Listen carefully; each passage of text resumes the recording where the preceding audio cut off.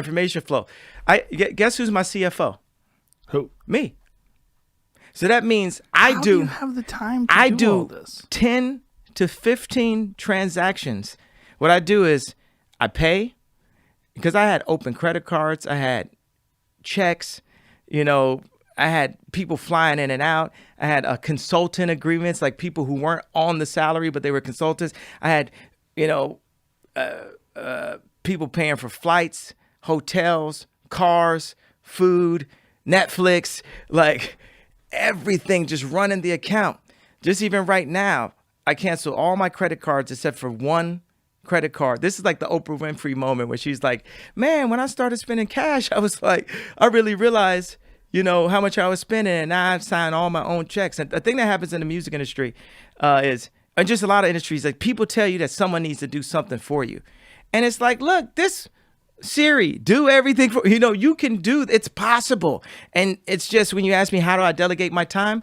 It's important for me to delegate my time. If I made $210 million last year, and yeah, I have a lot of maverick ideas. I'm working on cities and homeless shelters and farms, and I'm reinvesting myself. So a lot of mavericks will, spend their money on their ideas, and they'll invest in what they see the future is. And I ended up with a net worth of 10 million. I remember, a month ago, people were like, you can't show your taxes because people won't understand that you're a billionaire if they see that you only netted 10 million last year.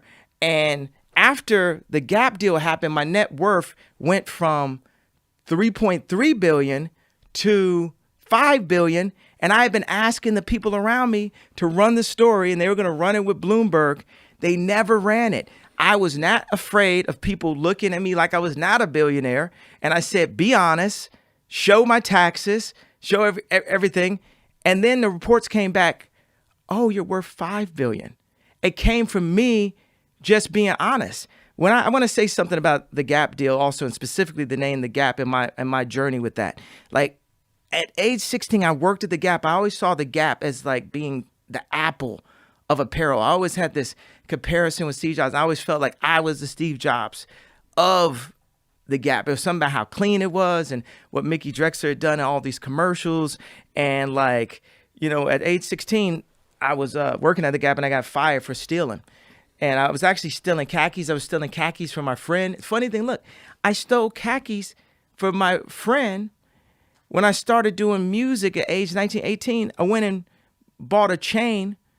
I came home one day, didn't see where the chain was. Come to find out, my friend was smoking crack and it stole my chain. So the guy I was stealing for ended up stealing From you. from me. But it's khakis. I was stealing some Gap khakis. I wanted those khakis.